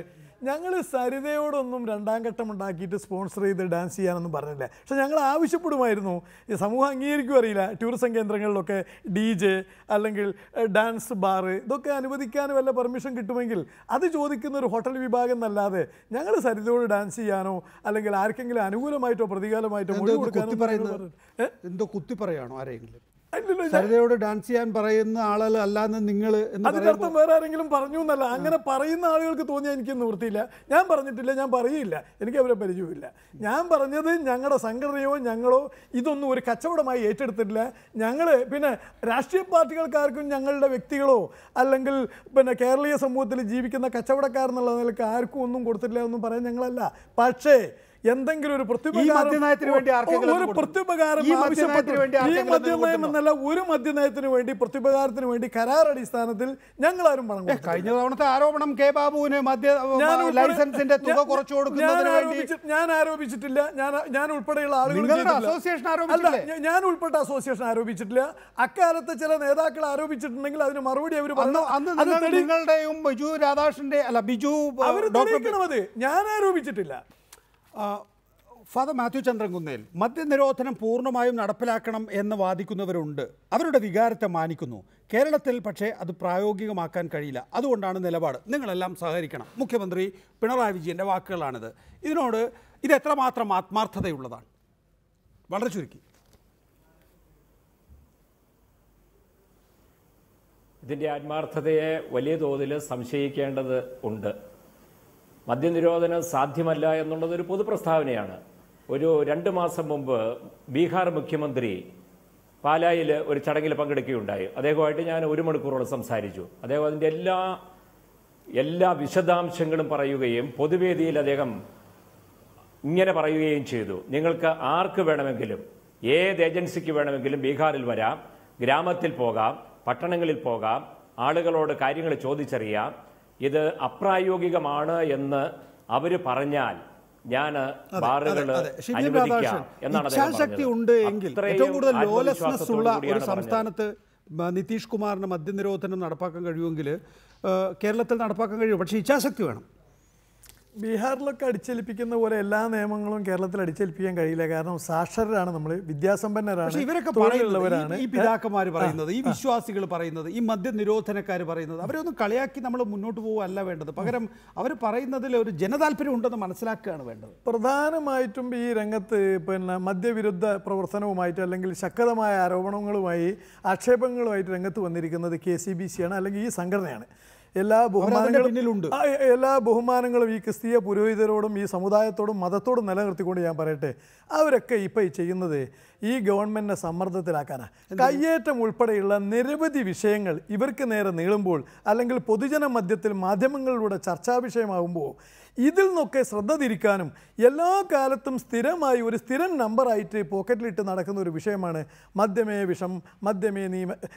ഇത് മാത്രമല്ലാതെ ബാക്കി എന്തെല്ലാം വിഷയങ്ങൾ കയ്യേറ്റത്തിൽ പറയുമോ, സ്വാശ്രയ കോളേജുമായിട്ട് ബന്ധപ്പെട്ട കാര്യങ്ങൾ വരുമ്പോൾ ഇവർ പറയുമോ, PSCക്ക് നിയമനം വിടുന്ന കാര്യത്തിൽ വരുമ്പോൾ ഈ ഗവൺമെൻറ്റിനോട് യോജിക്കുമോ?